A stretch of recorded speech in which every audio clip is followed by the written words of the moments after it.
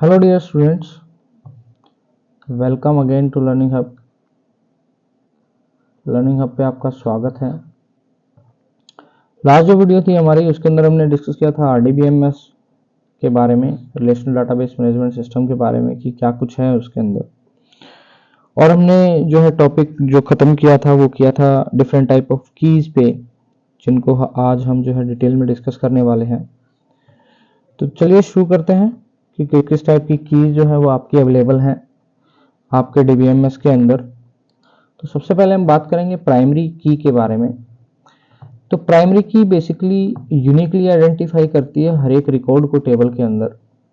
और दो major property है प्राइमरी की कि एक तो ये नल वैल्यू जो है उसको कंटेन नहीं करती, और दूसरा हमेशा इसके अंदर यूनिक वैल्यूज रहती हैं। जैसे सपोज करें हम आपकी प्राइमरी की के लिए, तो हमारा जो स्कूल या क्लास का अटेंडेंस रजिस्टर है, उस अटेंडेंस रजिस्टर के अंदर अगर हमारे पास सेम नाम के राम नाम के दो बच्चे हैं तो इनको आइडेंटिफाई करना थोड़ा सा टफ हो जाता है। तो इनके आइडेंटिफिकेशन के लिए हम इनको जो है एक रोल नंबर या इनको एक एडमिशन नंबर जो है वो प्रोवाइड करते हैं, जिसकी हेल्प से हम इसको डिस्टिंग्विश कर पाते हैं कि किस राम के बारे में जो है बात की जा रही है। तो ये जो रोल नंबर है ये हर एक जो आपका स्टूडेंट है उसका डिफरेंट होगा, यानी किसी का भी सेम नहीं हो सकता, यानी एक रोल नंबर पे दो बच्चे नहीं हो सकते हैं। तो ये जो वैल्यूज होंगी इस कॉलम के अंदर ये यूनिक होंगी, यानी डुप्लीकेट वैल्यूज नहीं होंगी, सारी की सारी वैल्यू यूनिक होंगी, यानी एक ही वैल्यू एक बार में यूज होगी। तो जैसे रोल नंबर के केस में आप देखते हैं कि हर एक स्टूडेंट का रोल नंबर क्या होता है, अलग होता है। इसी तरीके से आपका जो है रोल नंबर कभी भी ब्लैंक नहीं हो सकता, नल नहीं हो सकता, जो इसने बात कही है कि नल जो वैल्यू है वो नहीं होगी। तो प्राइमरी की बेसिकली हर एक रिकॉर्ड हमने बोला था आपके जो वर्टिकल होते हैं ये तो होते हैं कॉलम, और जो इस तरीके से हैं आपके इनको हम क्या बोलते हैं, रोज बोलते हैं। तो जो आपकी रो हैं या इनको हम रिकॉर्ड भी कहते हैं, और कॉलम को हम फील्ड भी कहते हैं डाटाबेस के केस में। तो कह रहे हैं हर एक रिकॉर्ड या हर एक रो जो है वो आपका आइडेंटिफाई करती है इन चीज़ों को। तो यहाँ पर जो आपकी प्राइमरी की है, प्राइमरी की ही हमारी हेल्प करती है बेसिकली कि किस तरीके से आप किसी रिकॉर्ड को यूनिकली आइडेंटिफाई कर पाएंगे। फिर बात आती है कंपोजिट प्राइमरी की। कह रहे हैं जब प्राइमरी की एक से ज्यादा कॉलम पर लगती है, सपोज करें हमारे पास एक टेबल है, इस टेबल में हमारे पास डिफरेंट कॉलम्स हैं। इन कॉलम के अंदर पहला कॉलम हमारा आर नंबर रोल नंबर का है, दूसरा कॉलम हमारा एडमिशन नंबर का है, फिर स्टूडेंट नेम है। इस तरीके से हमारे पास कॉलम्स हैं। अब अगर आप यहाँ पर देखें इस टेबल के अंदर, तो दो फील्ड हमारे पास रोल नंबर और एडमिशन नंबर जो है वो ऐसी हैं जिसके अंदर जो है आपका यूनिक वैल्यू आ रही है, और जो है नल वैल्यू भी वो नहीं हो सकती। तो इस केस में क्या होगा, आपकी यहाँ पर दो प्राइमरी की जो है वो एग्जिस्ट करती हैं, यानी आपकी दो प्राइमरी की आप लगा सकते हैं, रोल नंबर के ऊपर भी और एडमिशन नंबर के ऊपर भी। तो इन दोनों को हम क्या बोलते हैं, कंपोजिट प्राइमरी की बोलते हैं। यानी जब एक से ज़्यादा कॉलम पर आपकी प्राइमरी की लगती है और तो उसको हम कंपोजिट जो है प्राइमरी की बोला जाता है। फिर आती है कैंडिडेट की। कैंडिडेट की के अंदर आपका क्या होगा, जब एक से ज़्यादा कॉलम जो है यूनिक वैल्यू रखे हुए हैं। जैसे यहाँ पर अगर हम बात करें तो रोल नंबर भी है और एडमिशन नंबर भी, दोनों में वैल्यू यूनिक होंगी। अब सपोज करो हमने यहाँ पर एक आधार कार्ड नंबर और ले लिया, आधार नंबर और ले लिया, तो वो वैल्यू भी क्या होगी, यूनिक होगी। यानी हमारे पास अब तीन फील्ड हैं जिनके अंदर यूनिक वैल्यू है, रिपीट नहीं हो रही, और नल वैल्यू को भी कंटेन नहीं कर रही है। तो यानी ये तीनों के तीनों फील्ड या तीनों के तीनों कॉलम आपके प्राइमरी की बनने के लिए एलिजिबल हैं, कंडीशन को फुलफिल करते हैं। लेकिन हमें पता है इनमें से बनेगी केवल एक ही की प्राइमरी। तो अब उस केस के अंदर क्या होगा कि जब तक हम ये डिसाइड नहीं करते कि किसको हमने प्राइमरी की बनाना है, तब तक ये सारी की सारी फील्ड आपकी कैंडिडेट की बोली जाएंगी, क्योंकि ये सारी की सारी क्या है, एलिजिबल हैं क्या बनने के लिए, आपकी प्राइमरी की बनने के लिए। तो इसलिए हम इसको क्या बोलेंगे, आपका कैंडिडेट की जो है वो बोलेंगे। और जैसे ही इनमें से अगर कोई एक को हम फाइनल कर देते हैं प्राइमरी की के रूप में, तो जो बाकी बच गई वो आपकी अल्टरनेट की के रूप में जो है वो जानी जाती है। इसको अगर हम सिंपल तरीके से समझें तो सपोज करें आपका कोई एक छोटे से चुनाव, मान लो सरपंच के चुनाव है, तो सरपंच के चुनाव में जितने भी आपके उम्मीदवार खड़े होते हैं हम उनको कैंडिडेट कहते हैं, है ना। वो सारे क्या होते हैं, हमारे कैंडिडेट्स होते हैं, यानी वो सारे के सारे सरपंच बनने की एलिजिबिलिटी को जो वो फुलफिल कर रहे हैं। लेकिन उन सभी कैंडिडेट्स के अंदर से हम केवल एक ही कैंडिडेट को क्या बनाते हैं, सरपंच बनाते हैं। तो उस केस में जब तक सरपंच नहीं बनता है तब तक सारे क्या है, कैंडिडेट हैं। लेकिन उन कैंडिडेट्स में से जब एक सरपंच बन जाता है तो बाकी वाले जो कैंडिडेट हैं वो अल्टरनेट के रूप में आपके कंसीडर किए जाते हैं कि मान लो जो सरपंच बना है, जो हमने फाइनल किया है, उसको अगर कुछ हो जाता है तो उसके बाद किसका नंबर आएगा वो हमारे अल्टरनेट के रूप में रहते हैं। तो इसी तरीके से सेम प्राइमरी की के अंदर भी होता है कि जो जो फील्ड आपकी प्राइमरी की बनने के लायक हैं, कंडीशन को फुलफिल करती हैं, वो कैंडिडेट की कहलाती हैं। और जैसे उनमें से एक प्राइमरी की बन जाती है तो वो कैंडिडेट की अल्टरनेट की के अंदर कन्वर्ट हो जाती है। तो यानी एक जो टेबल है उसके अंदर एक से ज़्यादा जो है कैंडिडेट की हो सकती हैं और उनमें से बनेगी केवल एक ही। फिर आते हैं फॉरेन की के बारे में। तो फॉरेन की एट्रीब्यूट बेसिकली कम्बिनेशन होता है एट्रीब्यूट का, जो कि एक प्राइमरी की को दूसरी प्राइमरी की से मैच करता है दूसरी टेबल के अंदर, और इसलिए जो है आपकी दोनों टेबल आपस में कनेक्ट हो पाती है। यानी अगर हमारे पास दो टेबल हैं तो उनको कनेक्ट करने के लिए एक प्राइमरी की को दूसरी प्राइमरी की से कनेक्ट करना पड़ता है। तो जब भी आपकी दो टेबल आपस में कनेक्ट होंगी तो एक तो पेरेंट टेबल होगी और एक चाइल्ड टेबल होगी।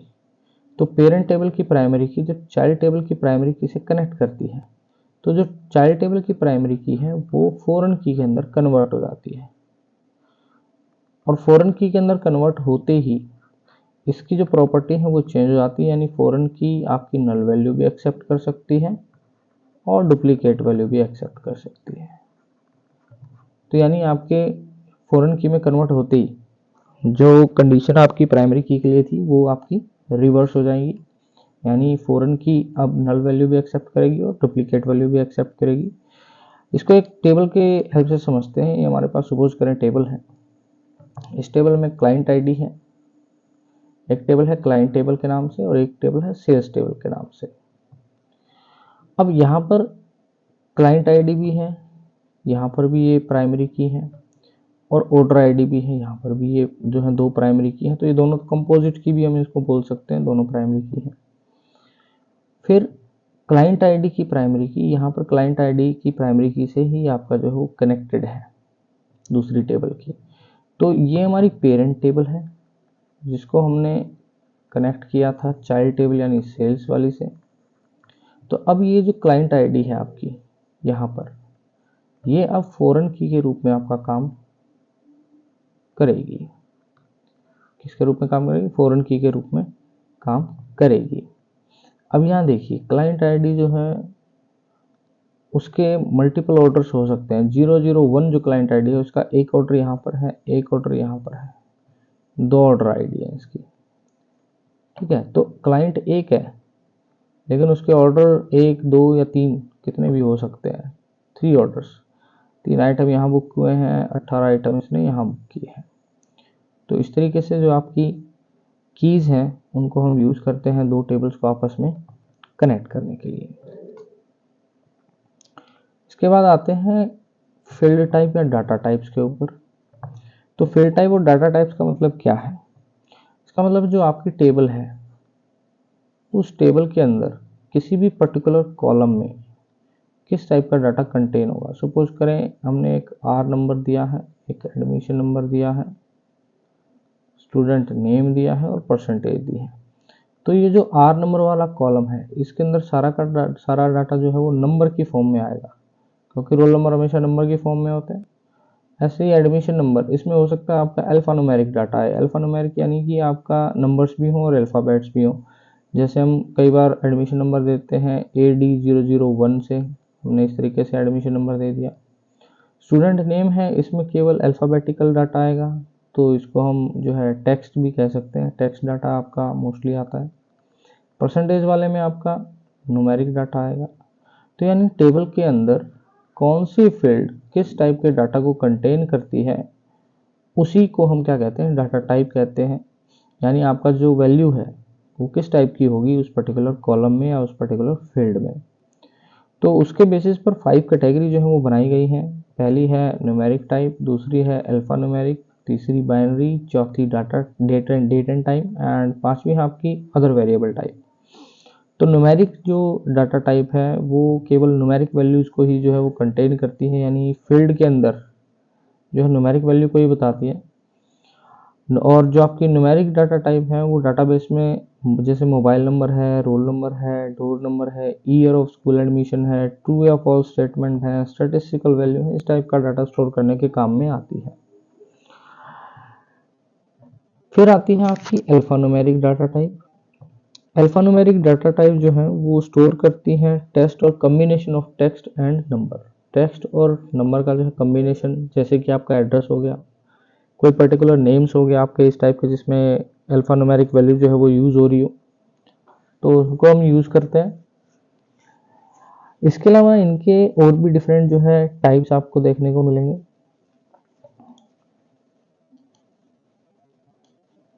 ये देखें आप, न्यूमेरिक जो आपका डाटा टाइप है उसके और भी डिफरेंट जो है सब टाइप हैं। जैसे बूलियन है, बूलियन का मतलब होता है वैल्यू यस या नो के अंदर होगी। टाइनी इंट है, टाइनी इंटीजर इसको बोलते हैं, ये जो है इसकी रेंज कम आपको मिलेगी। ऐसे small int, int, big int, numeric, decimal, real, float, double. तो डेसिमल, रियल, फ्लोट ये सारे जो है आपके डेसिमल वैल्यूज को सपोर्ट करते हैं। जैसे 14.16 अगर हमें स्टोर करना है तो वहाँ पर हमें डाटा टाइप जो लेना पड़ेगा रियल, डेसिमल या फ्लोट लेना पड़ेगा, और उनके अकॉर्डिंग इनका जो है स्टोर करने का जो आपका मेमोरी साइज है वो भी जो है वो अलग हो जाता है, कितनी मेमोरी लेती है, तो उसके अकॉर्डिंग हमें ये याद करने पड़ेंगे। इसी तरीके से आपके जो है अल्फा न्यूमेरिक पे भी डिफरेंट टाइप हैं। जैसे लॉन्ग वेर कैर, वेर का मतलब होता है variable character, var char variable character. Memo type का डाटा स्टोर करती है, यानी मैक्सिमम लेंथ का जो यूज़र डिफाइन करना चाहता है जितना उसके अकॉर्डिंग। कैर जो है वो टेक्स्ट का है, वो फिक्स कर देता है कितना डाटा आपका आएगा। वेर कैर के अंदर भी आपका टेक्स्ट जो है वो स्टोर करता है स्पेसिफिक लेंथ का। वैसे ही वेर कैर इग्नोर केस यानी केस सेंसिटिव नहीं, लेकिन जो स्टोर है वो कैपिटल ही स्टोर करेगा। जैसे अगर आपने मान लो कोई फॉर्म फिल किया है तो उसमें आपने नेम का कॉलम बना है, तो वहाँ नेम अगर आप स्मॉल में टाइप करते हैं और अगर उस फील्ड का data type var char ignore case लिया हुआ है तो आपके स्मॉल में टाइप करने के बावजूद भी वो ऑटोमेटिकली आपका कैपिटल के अंदर ही सेव होता है। तो इस तरीके से जो है आपके अल्फान्यूमेरिक और न्यूमेरिक डाटा टाइप जो वो काम करते हैं। फिर आते हैं हम बाइनरी ट्रीज पे। नेक्स्ट टाइप है हमारे बेटा बाइनरी टाइप्स। बाइनरी टाइप्स जो है इसको याद रखिएगा कि क्यों यूज होती है। बाइनरी टाइप्स बेसिकली डाटाबेस में अगर आप कोई फोटो या म्यूजिक फाइल्स वगैरह स्टोर करना चाहते हो तो उसके लिए जो हम डाटा टाइप यूज करते हैं उसको हम बाइनरी जो है डाटा टाइप कहते हैं। तो ये याद रखिएगा कि काफ़ी बार इस पे एमसीक्यू पूछा गया है कि आपके जो फाइल्स हैं जैसे कि फ़ोटोज़, म्यूज़िक, इनको स्टोर करने के लिए जो है वो किस टाइप की बाइनरी डाटा टाइप का जो है वो यूज़ किया जाता है। तो वहाँ पर आंसर आपको एमसीक्यू में बाइनरी डाटा टाइप के ऊपर ही मार्क करना है। बाइनरी डाटा टाइप के भी आपके अलग अलग जो है टाइप हैं। लॉन्ग वेर बाइनरी इमेजेस के लिए आपका जो है यूज़ होता है, इमेजेस हैं, साउंड्स हैं। बाइनरी है, बाइनरी फिक्स है, यानी आपका जो है बाइट्स के रूप में आप कोई चीज़ जो है वो सेव करना चाहते हो, ऐसी वेर बाइनरी है। फिर आते हैं डेट एंड टाइम पे। तो डेट एंड टाइम जैसे नाम से पता लग रहा है, अगर आप कोई डेट या टाइम की वैल्यू जो है वो डिस्क्राइब करना चाहते हो फील्ड के अंदर, तो उसको टेबल में जो है सेव करने के लिए आपको डाटाबेस के अंदर टेबल की जो फील्ड है उसका डाटा टाइप जो है डेट एंड टाइम चूज करना पड़ेगा। जैसे कि एग्जांपल है date of birth, date of admission, date of products sale, ये सारी चीज़ें जो है आपको बेसिकली आप डेट एंड टाइम के रूप में सेव करते हो। तो इसके भी आपके कुछ एक डिफरेंट टाइप्स हैं, जैसे डेट और टाइम दोनों अलग अलग हैं, डेट और टाइम। लेकिन जब आप दोनों साथ में लिखना चाहते हो तो टाइम स्टैम्प के रूप में जो है हम उसको सेव करते हैं, यानी डेट भी आपकी सेव हो रही है और टाइम भी सेव हो रहा है। तो अगर आपने दोनों करने हैं तो फिर आपके पास जो टाइप आती है वो टाइम स्टैम्प है, इसका याद रखिएगा। खाली डेट करनी है तो डेट और टाइम करना है तो टाइम। इसके बाद बचते हैं अदर डाटा टाइप, यानी जावा ऑब्जेक्ट्स या और दूसरी चीज़ों को जो है स्टोर करने के लिए हम जो है दूसरे डाटा टाइप का यूज़ करते हैं, जिसका नाम अदर या ऑब्जेक्ट के नाम से आप जानते हैं। जनरली हमें जो याद रखना है वो यही मेजर 4 जो डाटा टाइप हैं आपके वो याद रखने हैं, जिनके बेस पर आपके एमसीक्यू भी पूछे जाते हैं या फिर इनको डिफाइन करना पूछा जाता है। इसके बाद आते हैं डाटाबेस को आप कैसे क्रिएट करेंगे। तो डाटाबेस क्रिएट करने के लिए सबसे पहले आपको जो है ओपन ऑफिस का जो सॉफ्टवेयर है वो आपका इंस्टॉल होना चाहिए। उसके बाद जैसे आप स्टार्ट पे क्लिक करेंगे और स्टार्ट पे क्लिक करने के बाद आप प्रोग्राम्स में जाते हो, प्रोग्राम्स के बाद आप ओपन ऑफिस ओआरजी में जाते हो और वहाँ से आप जब ओपन ऑफिस ओआरजी के ऊपर क्लिक करते हो तो आपको ये जो सामने विंडो दिख रही है ये दिखाई देती है। यहाँ से हमें जो है डाटाबेस वाला सॉफ्टवेयर यूज़ करना है डाटाबेस क्रिएट करने के लिए। जैसे आप इसके ऊपर क्लिक करेंगे तो नेक्स्ट विंडो है आपको कुछ इस तरीके की दिखाई देगी, जिसको हम डाटाबेस विजार्ड भी कहते हैं। डाटाबेस विजार्ड में आपको सबसे पहला जो ऑप्शन आएगा सिलेक्ट डाटाबेस का, या तो आप नया डाटाबेस बनाएंगे या आपने अगर ऑलरेडी कोई डाटाबेस बना रखा है तो अगर उसको सिलेक्ट करना है तो उसके लिए आप सेकंड ऑप्शन को चूज़ करते हैं। तो हम बेसिकली नया डाटाबेस बना रहे हैं तो हम फर्स्ट ऑप्शन को चूज़ करते हैं, नेक्स्ट बटन के ऊपर क्लिक करते हैं। नेक्स्ट बटन में क्लिक करने के बाद जो नेक्स्ट आपकी विंडो है वो हमें स्टेप नंबर 2 पर ले जाती है, सेव एंड प्रोसीड पे। फिर ये हमसे पूछता है कि रजिस्टर करना है आपने डाटाबेस या नहीं, तो हम रजिस्टर करते हैं डाटाबेस को और फिनिश बटन के ऊपर क्लिक करते हैं। फिनिश बटन के ऊपर जैसे आप क्लिक करते हो, फिनिश बटन के ऊपर क्लिक करने के बाद आपको कुछ इस तरीके से जो है सेव एज डायलॉग बॉक्स दिखाई देता है, जिसमें आप अपने डाटाबेस का जो है नाम वो मेंशन करते हो और सेव बटन के ऊपर क्या कर देते हो, क्लिक कर देते हो और आपका जो डाटाबेस है वो उस पर्टिकुलर नेम से क्या हो जाता है, आपका स्टोर हो जाता है। स्टोर होने के बाद जो फर्स्ट विंडो आपको दिखाई देती है कुछ इस तरीके की आपको दिखती है, तो फर्स्ट विंडो आपकी आएगी। इसके अंदर आप देखें डाटाबेस के 4 ऑब्जेक्ट्स आपको दिखते हैं, table, query, form and report. ये 4 ऑब्जेक्ट्स हैं, इनको ऑब्जेक्ट्स बोला जाता है। ये डाटाबेस के ऑब्जेक्ट्स हैं जिनको हम आगे पढ़ेंगे और डिटेल में। तो यहाँ पर अगर आप देखें इस विंडो को अगर हम एक्सप्लेन करें तो आपके लेफ्ट साइड में जहाँ पर आपके ये कंपोनेंट दिए हैं इनको तो हम डाटाबेस ऑब्जेक्ट्स बोलते हैं। इसके बाद जो ये ऊपर आपको टूल बार दी है ये हमारी टाइटल टूल बार है, इसको हम टाइटल बार भी कहते हैं। नीचे इसके फाइल, एडिट ये जो लिखा रहा है ये हमारी मेन्यू बार है, इसको हम मेन्यू बार के नाम से जानते हैं। इसके नीचे जो आपकी दी है ये वाली, इसको हम टूल बार कहते हैं। और आपकी जो डाटाबेस की विंडो है वो 3 पैन में डिवाइड होती है, 1, 2 एंड 3। तो ये जो है आपकी सारे डाटाबेस ऑब्जेक्ट्स हैं, ये हमने बात करी ली। इसके अलावा आपकी डाटाबेस जो है विंडो भी आपको दिखाई देती है। नीचे आपको ये जो मिलती है ये स्टेटस बार होती है, जो आपका स्टेटस बताती है डाटाबेस का कि आप जो है वो आपने जो भी ऑपरेशन किया है उसका करंट स्टेटस क्या है, कंप्लीट हुआ या नहीं हुआ, इसको शो करती है। उसके बाद आते हैं हम डाटाबेस के ऑब्जेक्ट्स पे, जो भी अभी हमने देखे थे 4। तो सबसे पहला ऑब्जेक्ट है टेबल। तो टेबल आपका कलेक्शन है इंफॉर्मेशन का, जो कि हॉरिजॉन्टल रोज जिनको हम रिकॉर्ड कहते हैं और वर्टिकल कॉलम्स के रूप में जो है सेव होता है, जिसको हम फील्ड कहते हैं। तो यानी वर्टिकल कॉलम्स ये हो गई, ये आपकी जो है कॉलम्स कहलाते हैं और इनका दूसरा नाम फील्ड भी है।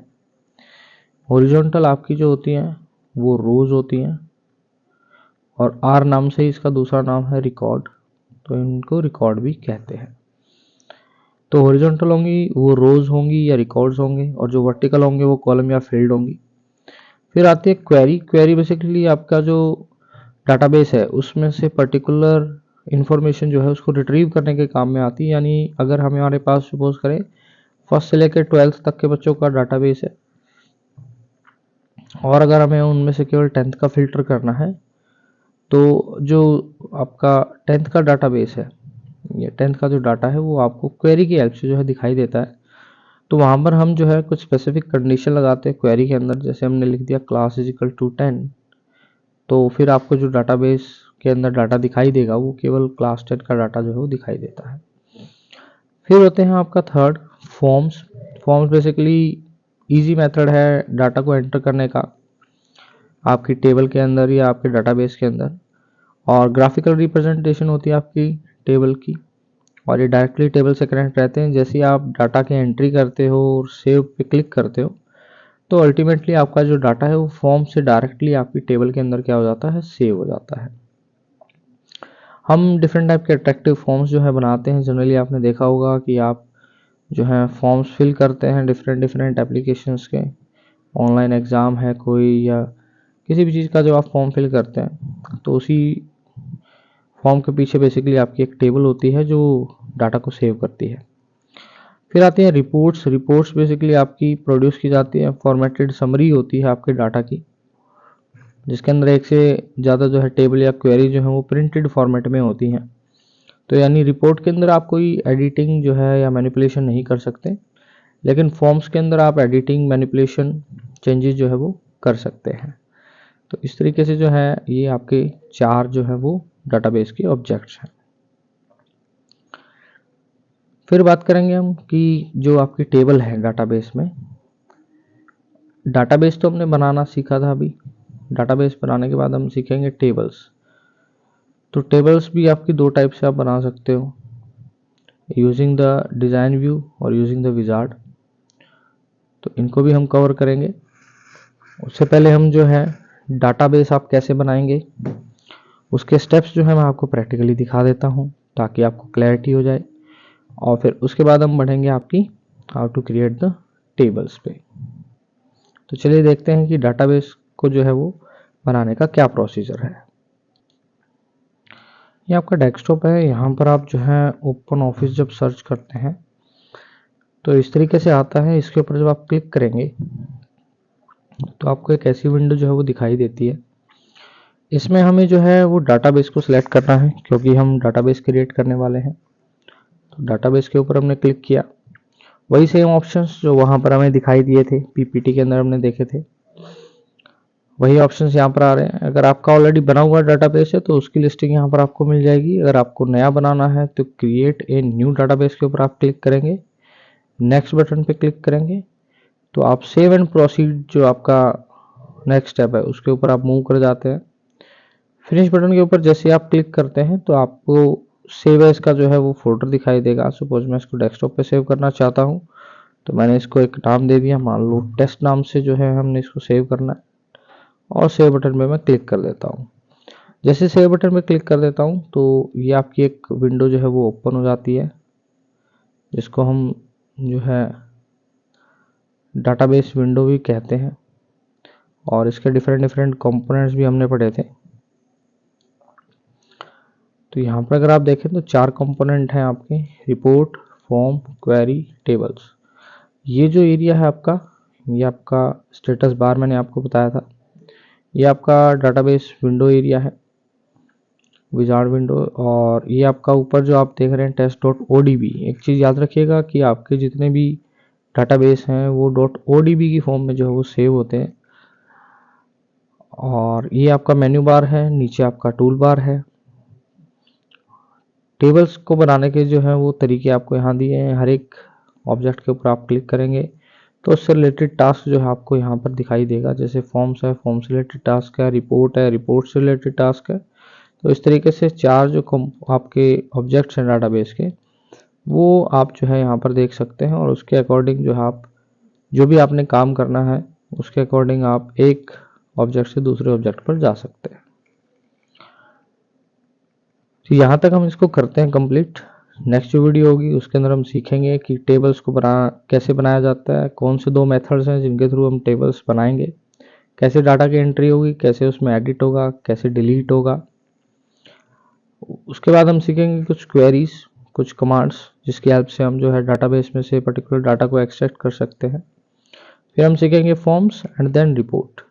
तो ये 4 जो आपके डाटाबेस के ऑब्जेक्ट्स हैं, इन्हीं के को हमने डिटेल में जो है आगे पढ़ना है।